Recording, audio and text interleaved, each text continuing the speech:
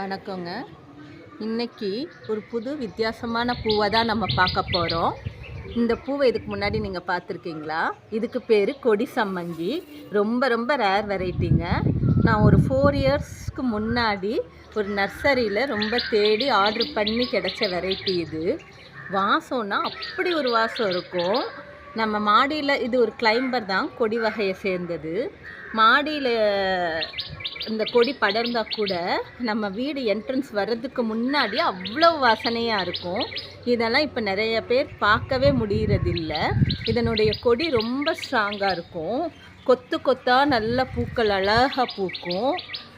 சாமிக்கு கூட நம்ம வைக்கலாங்க. இதனுடைய வாசனையே தனி தான். ஃபஸ்ட்டு நல்லா ஒரு லைட் எல்லோவாக இருக்கும். அப்புறம் ஒரு 2 நாளில் உங்களுக்கு நல்ல டார்க் எல்லோ ஃப்ளவர்ஸாக வந்துடும். இந்த கொடி சம்மங்கி உங்கள் வீட்டில் இல்லை அப்படின்னா நீங்கள் நர்சரியில் வாங்கி நீங்கள் வச்சுக்கலாம். மெயின்டெனன்ஸ் ரொம்ப தேவையே கிடையாது. நார்மலாக நம்ம தண்ணி விட்டோம்னாலே போதும். அவ்வளோ அழகான பூக்களும் வாசனையும் தரும். இது ஜூன், ஜூலை, ஆகஸ்ட் மாதங்களில் நல்லா பூக்க ஆரம்பிக்குங்க. தேங்க்யூ.